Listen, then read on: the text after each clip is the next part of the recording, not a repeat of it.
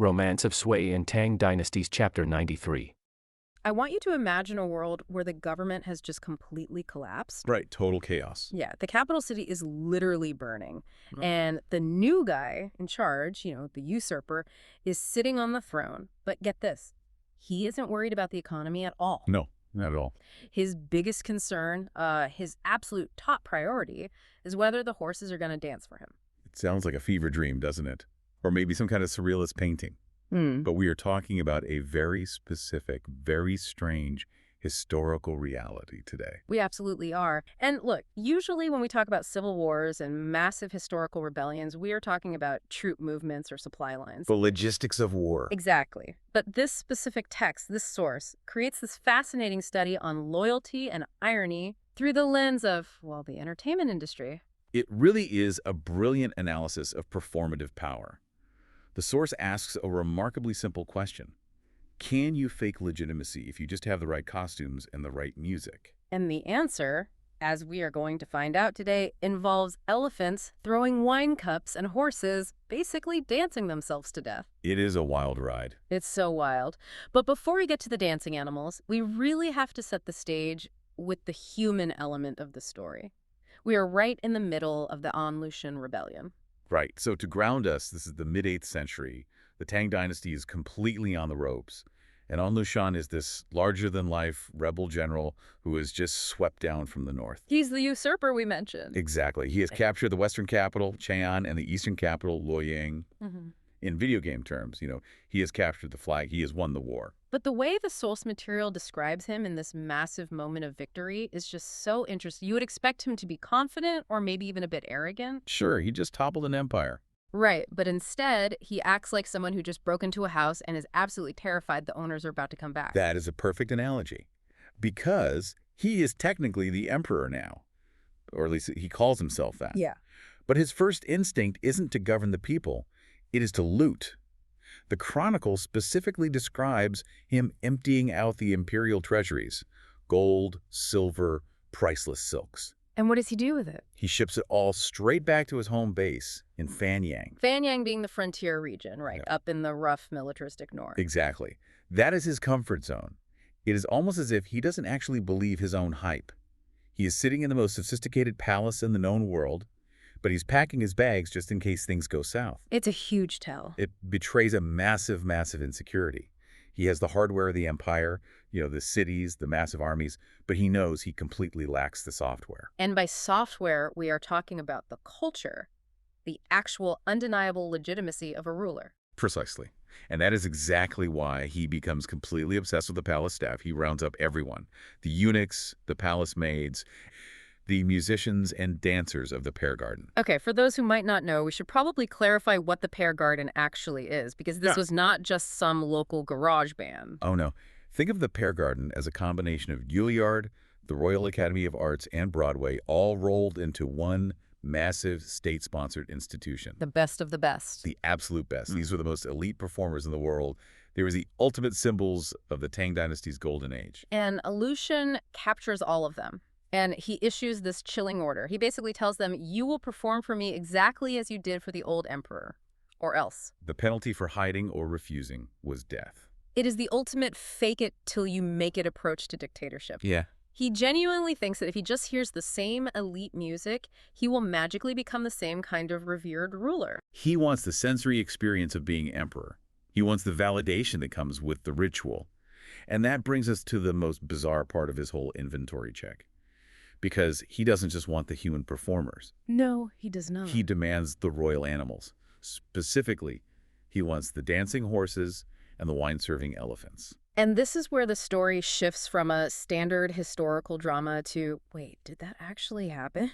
Because the text spends a lot of time establishing just how incredibly trained these animals were. We are not talking about simple circus tricks here. Not at all. This was on a completely different level. You really have to understand the sheer scale of the Tianbao era. That was the golden age that Lushan just destroyed.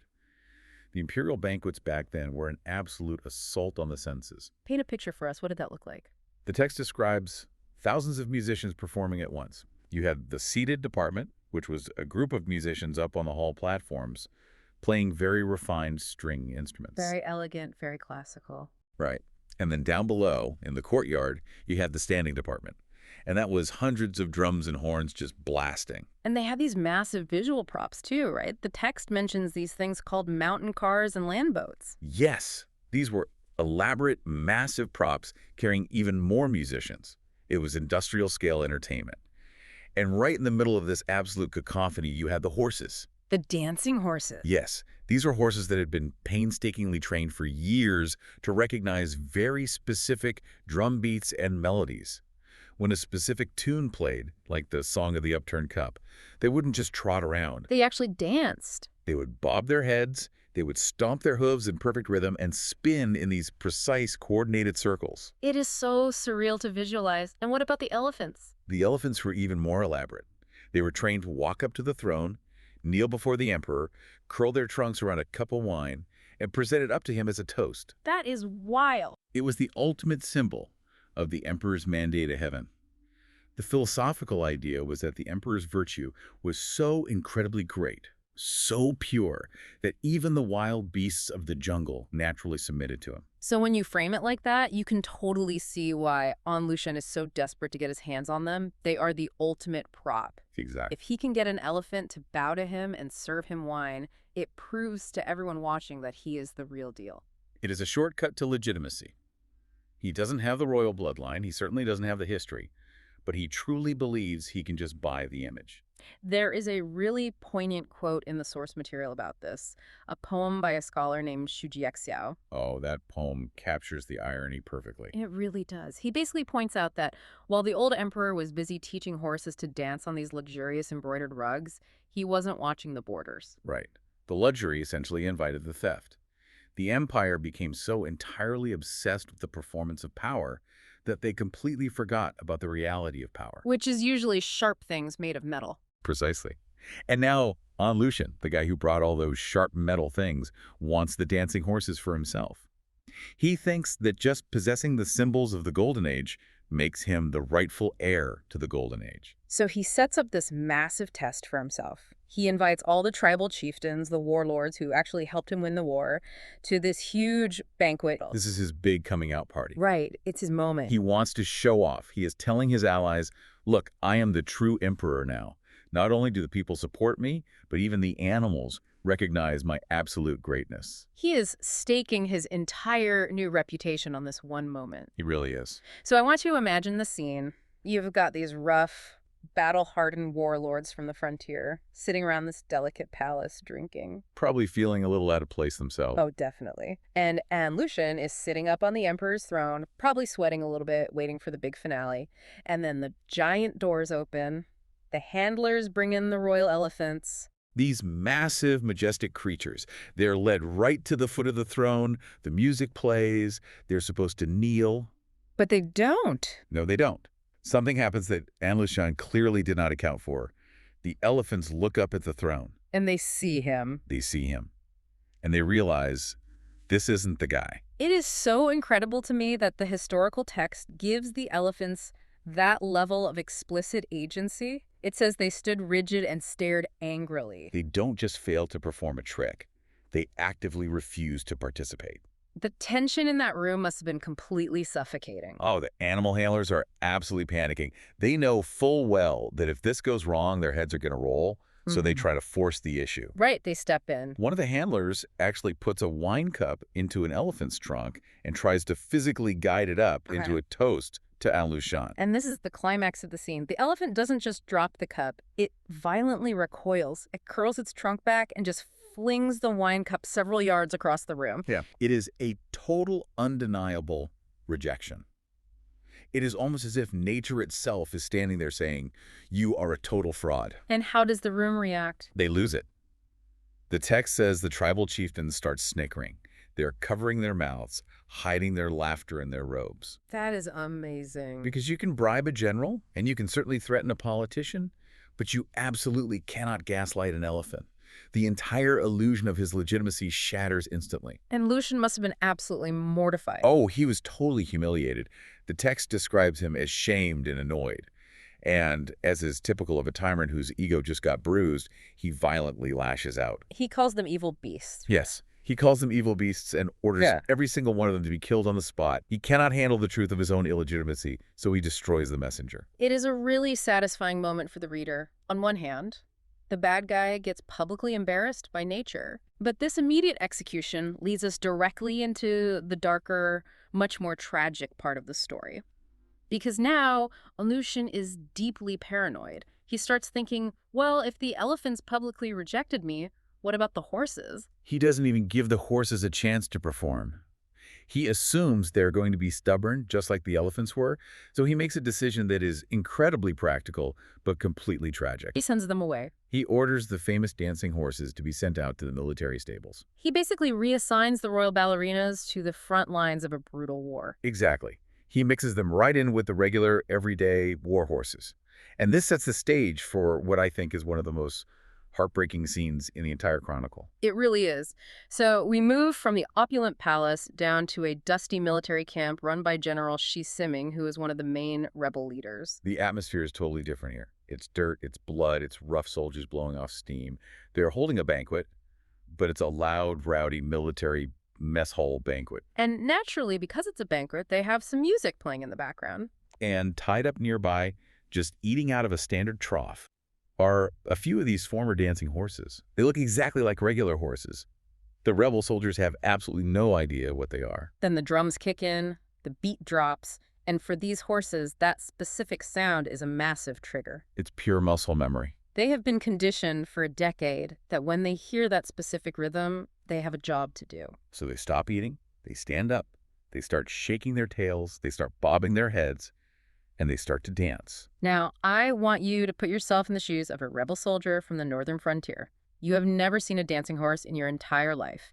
You don't even know such a ridiculous luxury exists. Not at all. You look over at the stables, and this massive war horse is swaying and spinning in perfect circles to the music. To them, it looks like pure madness. They think the horses are possessed or maybe having some kind of violent seizure. Right. The text actually says the soldiers called the behavior monstrous. It completely freaks them out. It does. So they do what hardened soldiers do when they see an animal doing something unpredictable and threatening. They grab their heavy riding whips. And this is where the tragedy just compounds on itself.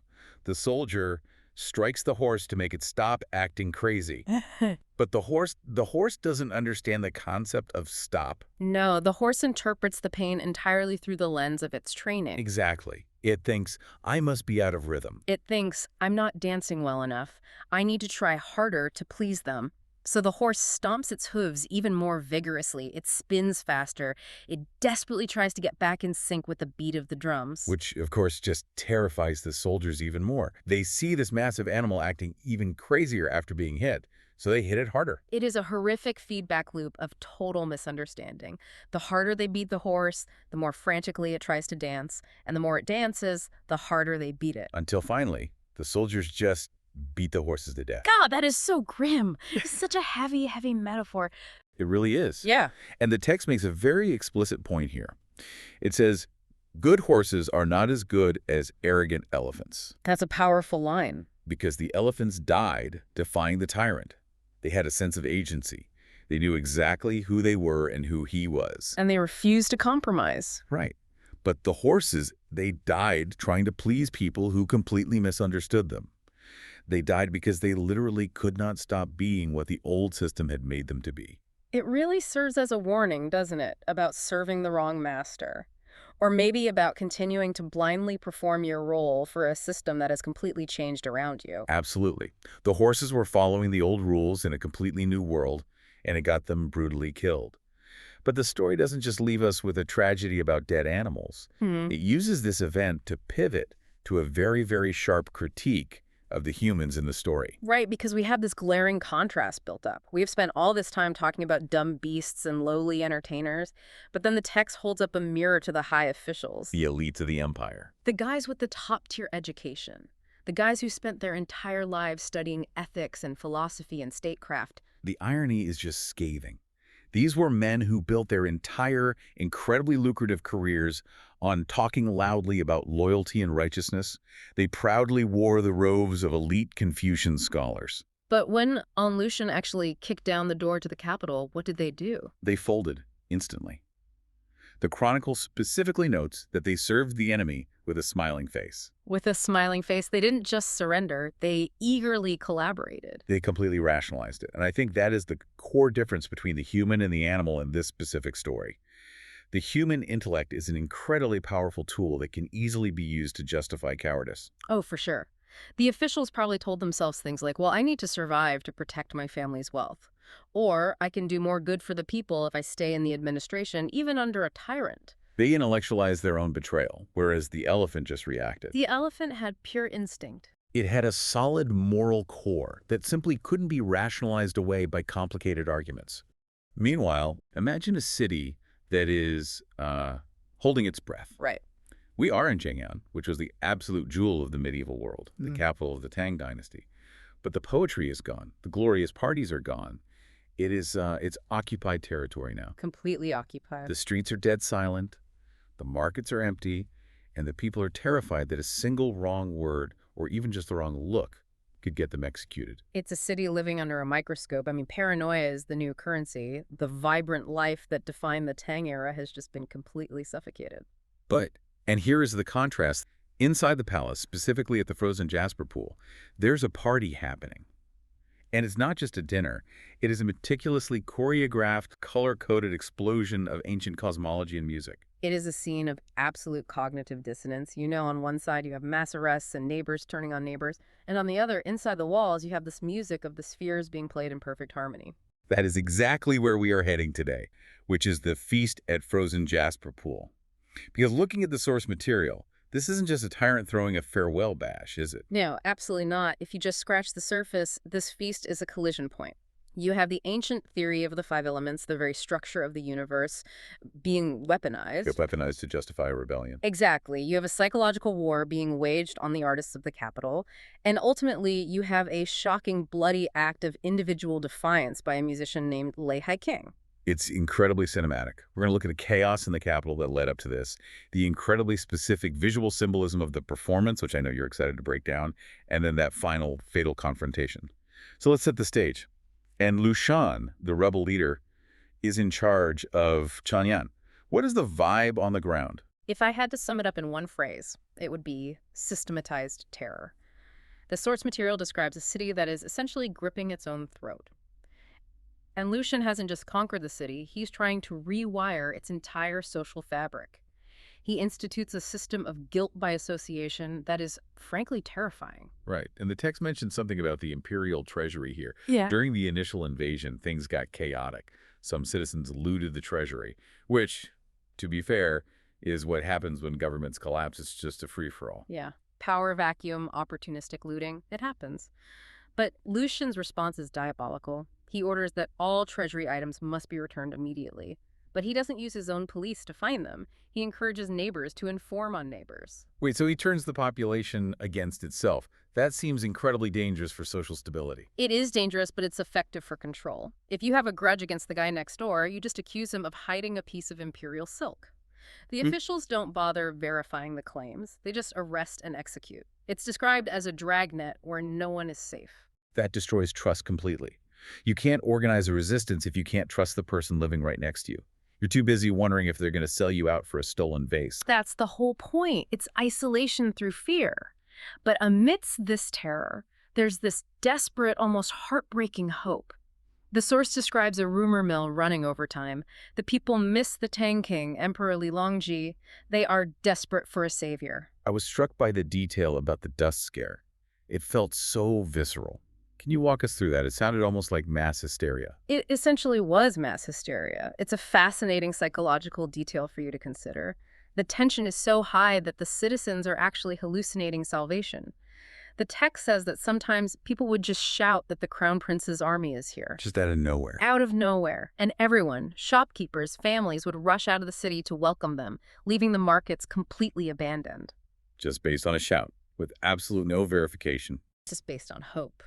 They wanted it to be true so badly, and it got so bad that even An Lushan's generals started seeing things. They would see dust rising in the north, probably just wind or trade caravans, and they'd panic. They'd think the counterattack is finally coming. That tells me the conquerors were just as jumpy as the conquered. They know they don't really belong there. They're looking over their shoulders constantly. They really are, and Lushan realizes this. He looks at Chan and thinks this place is a powder keg. He decides he can't stay. He plans to move his operation back to Luoyang, the eastern capital, which was his main power base. It's safer and more secure. But he's not the type to just slip out the back door in the middle of the night. He seems like a guy who needs to make an exit. Oh, absolutely. Lushan is all about the projection of power. He appoints his key lieutenants' men like Zhang Tongru and the ruthless Sun Zhao to hold the fort, but before he marches out, he demands a spectacle. He orders a massive farewell feast at the Four Seasons Garden. Specifically at the frozen jasper pool. Yes, the Ningbiqi. And who is on the guest list? Is it just his cronies? It's everyone who matters. Civil and military officials, his son and Kingsu. But crucially, and this is where our story really begins, he summons the absolute elite of the cultural world, the disciples of the Pear Garden and the court musicians. The Pear Garden. We hear that term a lot in Chinese history. Let's pause on that for a second for anyone who might not know. These aren't just local gig musicians, are they? No, not at all. Think of them as the emperor's personal orchestra combined with the royal ballet, but with the celebrity status of modern pop stars. They are the cultural symbol of the Tang Dynasty's golden age. To have them perform is to say you hold the mandate of culture. So possessing them is a flex. It's not just about getting some entertainment for the evening. It's the ultimate flex. It's like capturing the crown jewels, but these jewels can sing and play instruments. And Lushan wants to show that he hasn't just conquered the land, he's conquered the culture itself. Now, the source notes a tragic split here. Some of the top musicians, like the famous flute player Li Mo, managed to flee west with the emperor, but many others were left behind. They're trapped. And this brings us to our protagonist, Lei Heiking. He's one of these trapped musicians. And when he gets the summons, he tries to pull a move that I think is deeply relatable to anyone listening. He calls in sick. He does. But let's be clear. In this context, calling in sick is an act of extreme bravery. It's passive resistance. He feigns a severe illness to avoid performing for the traitor. But Lushan is obsessed with the legitimacy.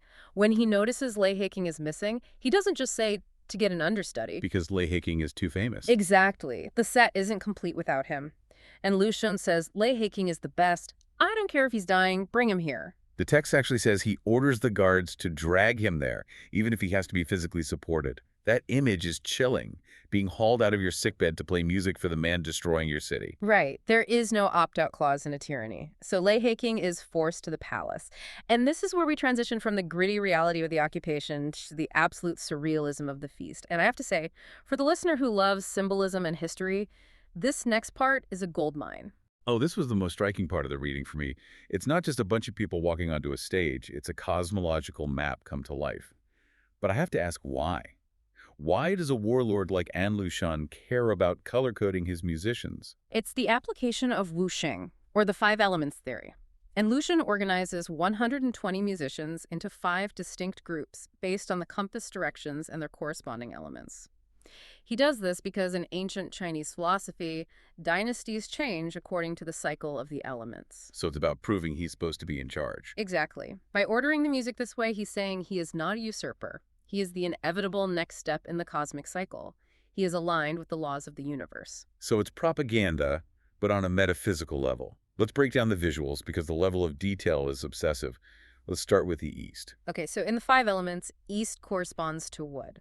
So this group enters wearing green caps, green brocade robes, and jade belts. Jade makes sense. It's a green stone, very precious.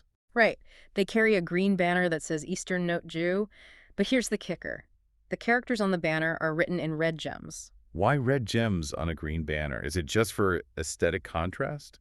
Or is there a deeper meaning? It's much deeper. It represents the generative cycle of the elements. In this cycle, wood creates fire, think of burning wood. Red is the color of fire.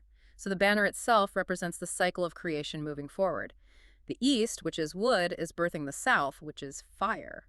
That is, wow. Okay, so logically, the next group is South. Yes, South is fire. So you have musicians in red caps, red robes, and coral belts. Coral. That deep red organic material, I assume that was rare. Extremely rare. It had to be imported from coastal regions, often from great distances. It screams luxury. Their banner is red, reading Southern Note Zeng. Okay, I see the logic now. It's linking the current element to the next one in the chain. So let's move west. West is metal. White caps, white robes, white jade belts. The banner is white, reading Western Note Shang, and the characters are in black gold. Which brings us north. This one had the most interesting material to me. North is water, black caps, black robes, and for the belts they wear a rhinoceros horn. Rhinoceros horn, that is exotic. It was an incredibly precious material, usually dark, and associated with water and exotic origins from the far south or west. Their banner is black, reading Northern Note U, and the characters are made of kingfisher feathers. Kingfisher feathers, that iridescent blue-green. I've seen that in museums. It's stunningly bright. It is, and it connects the cycle back. The center, the most important spot. The center is Earth. This is the anchor. Yellow caps, yellow robes, amber belts. The banner is yellow, reading Central Note Gong, and this one is the most lavish. The characters are made of silver and 5 colored gems. Why the mix of gems? The symbolism is that the Earth contains 10,000 treasures. It holds everything. It grounds the other 4 elements. So picture this. You have 120 musicians divided into these 5 color-coded blocks, marching in perfect clockwork formation. It must have been stunning to watch. It was likely the most beautiful thing anyone had seen in years. But think about the message on Lushan ascending. Outside the palace walls, chaos, dragnet arrests, blood in the streets. Inside, perfect order, elemental harmony. He's trying to gaslight the court into thinking he is the source of order. It's dictator chic, high aesthetic, zero morality. He's basically dressing up a massacre in a tuxedo. Perfectly put. It's using beauty to mask cruelty. So the band is set. The music starts. The source describes dragon flutes, phoenix organs, stone chimes, the absolute works. The banners are weaving in and out. It must have sounded incredible. It was the sound of the Tang Court, the literal soundtrack of the empire, and An Lushan is loving it. The text describes him sitting on the throne, stroking his beard in delight, and this leads to his monologue, which is frankly fascinatingly arrogant. He starts comparing himself to the old emperor, right? Like, look at me now. He does. He remembers attending feasts like this as a subordinate, just watching from the sidelines, but now he's sitting in the emperor's chair. And he uses this twisted logic. He essentially says Li Sunlang, that's the Tang emperor, spent decades and a fortune training these artists, but he can't enjoy them anymore. He left them for me. He calls it heaven's fate. That takes some serious ego. It really does. He frames his usurpation as destiny. He says the only thing missing is Lady Yang Yang Guifei and her sisters. Otherwise, it's perfect. He sees the musicians not as people, but as spoils of war. Inherited furniture. But the furniture has feelings. Right, and this is the flashpoint. These musicians spent their entire lives serving the Tang Emperor. They are artists, highly sensitive people. Hearing this traitor gloat about how he owns them now, claiming their art as his destiny, it breaks them. The music is playing, but tears start streaming down their faces. And An Lushan, he's not exactly known for his empathy. How does he handle a crying orchestra? Badly. He sees the tears and he doesn't feel pity, he feels rage. To him, their sadness is an insult. It ruins his perfect cosmological picture. He stops the music and issues an ultimatum. He orders his guards to watch the musicians' faces closely. He says anyone who cries gets beheaded. God. Imagine the pressure. You have to play the most complex music in the world, perfect pitch, perfect rhythm, while a guard is staring at your face with a sword, just waiting for a single tear. It's the ultimate totalitarian nightmare. Forced joy. They have to wipe their eyes and put on fake smiles. The text says they forced a happy appearance. They are completely terrified. But not everyone could do it. And this is where the story pivots back to Lei Haking. Yes. In the middle of this forced cheer, a sound cuts through the hall. It's not music, it's a wail. A loud, agonizing cry of grief. It's Lei Haking, the man who tried to call in sick, the man they dragged there. The pressure cooker explodes. Lei Haking just can't fake it. And once he starts crying, he realizes there is no going back. He knows the penalty is death, so he decides to make that death count. The description of his actions here is so vivid. He doesn't just stand there and weep. He takes action.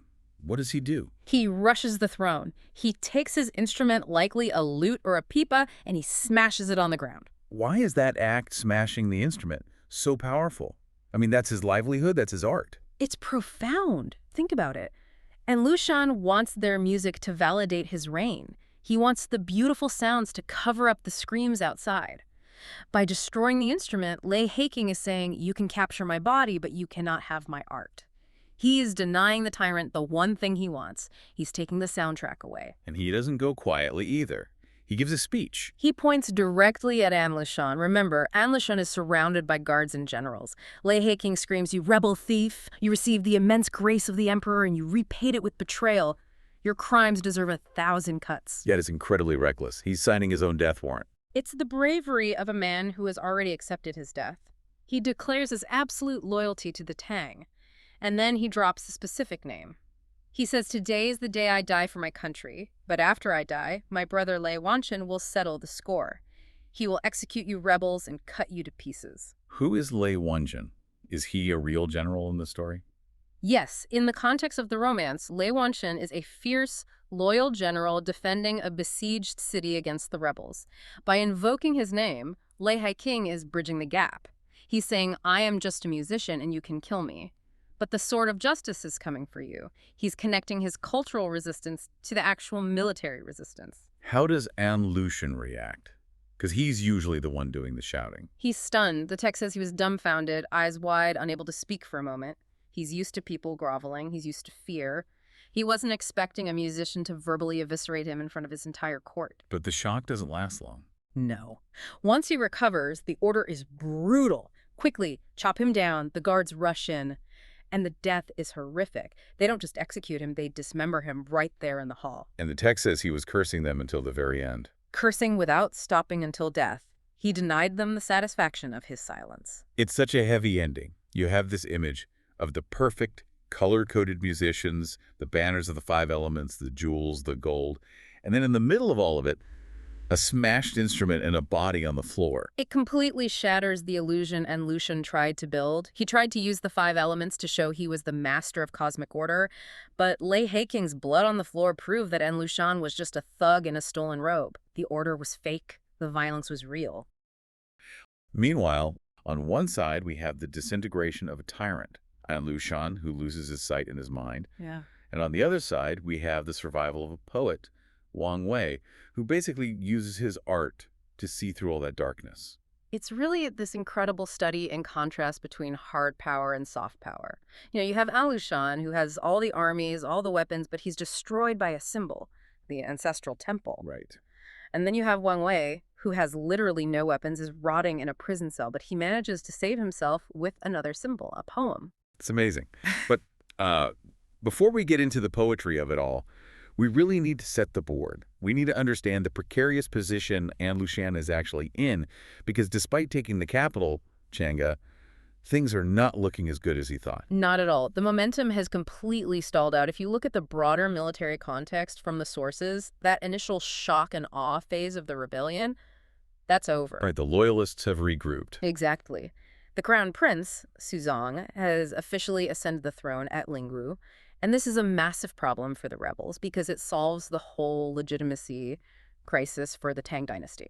They have a head again. They have a head again. And a really capable body attached to it now. I mean, the text lists this incredibly formidable lineup of commanders rallying around the new emperor. You've got Li Mi taking over grand strategy. And Generals Gu Zi and Li Guangbi moving in to cut off the rebel supply lines. Right, so this isn't just a scattered retreat anymore. This is a coordinated counteroffensive. And Lushan is sitting in the western capital, Chang'e, and the reports coming in are just disastrous.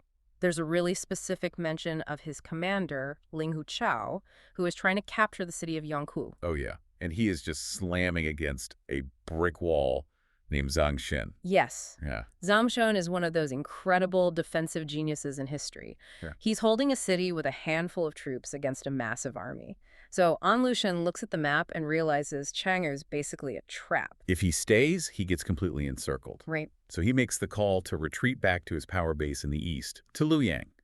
But this is not some strategic, quiet withdrawal in the middle of the night. This is a looting. Oh, he takes everything. He decides if he can't hold the capital, he's going to strip it bare. The text lists, palace women, eunuchs, elephants, horses, rare treasures. But there is one specific group of people he targets that is crucial to our story. The musicians. The musicians. He rounds up the Pear Garden Academy, the court orchestras, the dancers. He essentially drags the entire cultural apparatus of the Tang dynasty with him to Luoyang. Which is such a weird obsession, right? Like, you're fighting a brutal war for survival. Why are you slowing down your baggage train with lute players? Because in this era, music is incredibly political.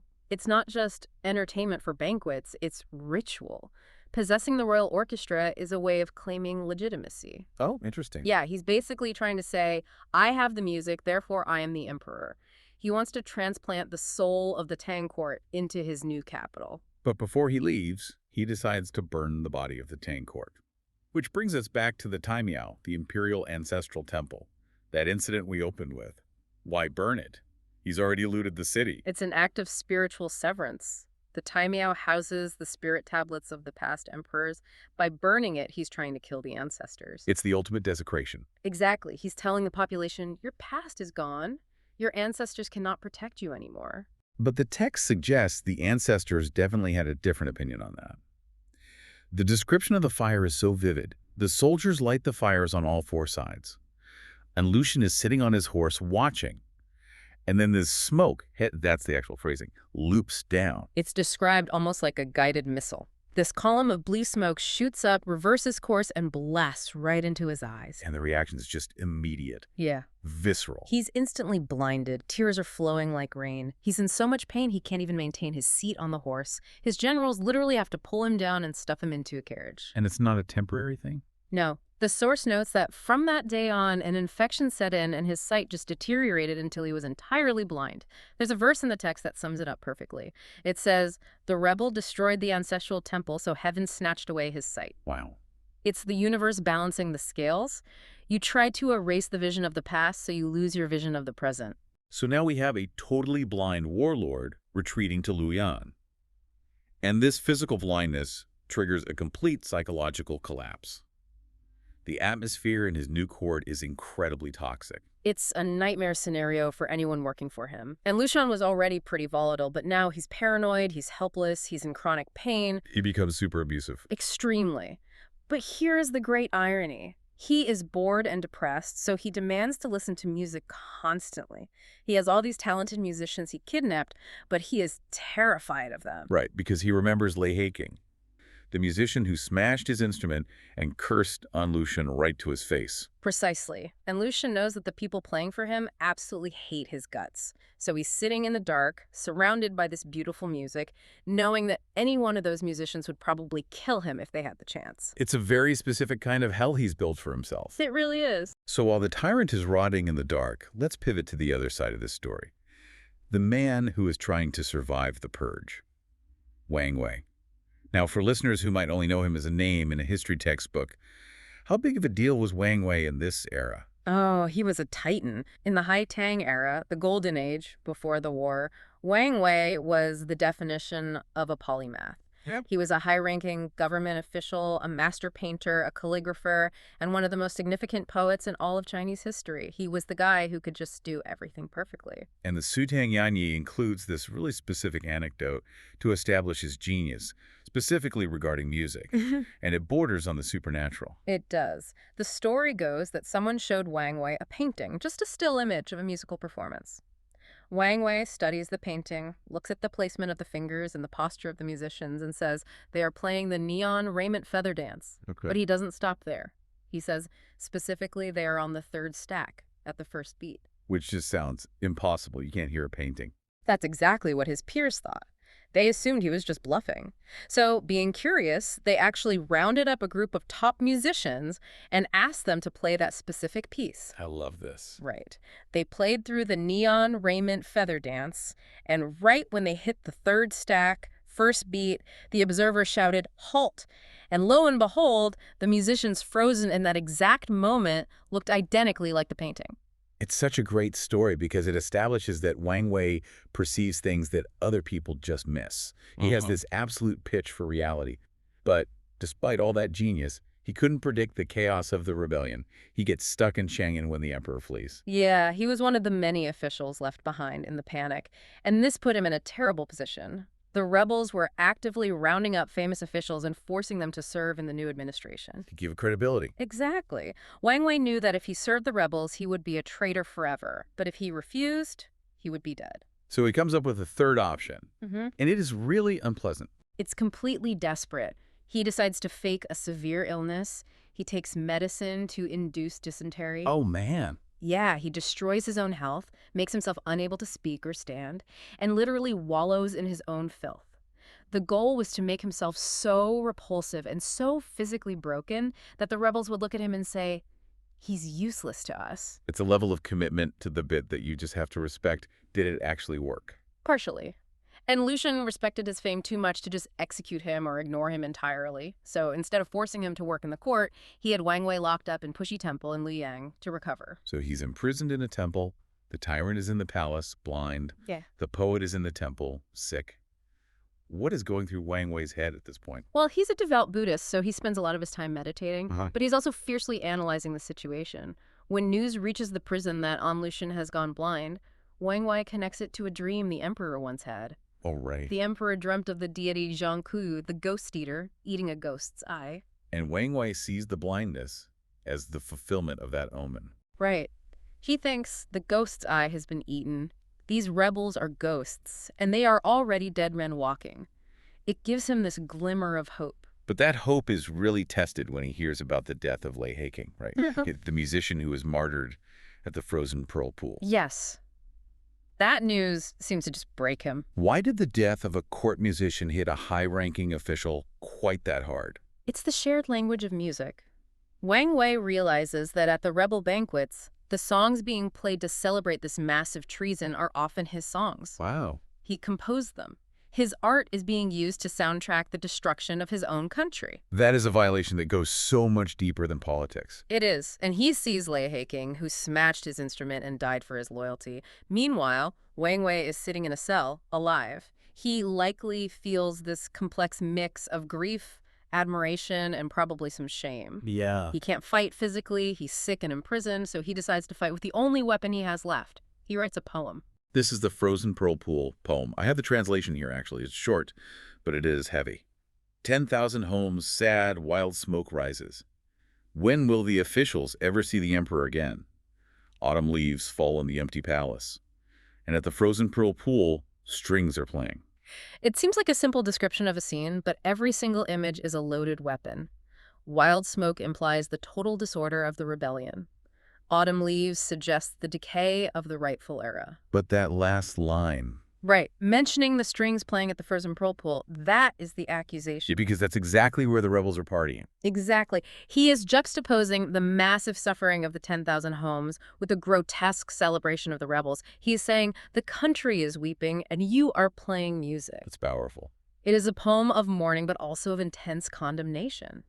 If the rebel guards had understood the subtext of those lines, they would have executed him on the spot. So he writes this incredibly treasonous poem in a prison cell. How does he even see the light of day? He can't exactly post it on a bulletin board. This is where the sheer power of his reputation comes in. The musicians, the ones An Lushan kidnapped, they revered Wang Wei. They would secretly sneak into the temple to visit him. One of them saw the poem. And because it was Wang Wei, they didn't just read it, they memorized it. And they became the transmission lines. The poem went viral in the 8th century sense. It passed from musician to servant, from servant to traveler, crossing the front lines of the war, until it eventually reached the court of Emperor Suzong in exile. That is incredible. The emperor reportedly wept when he heard it.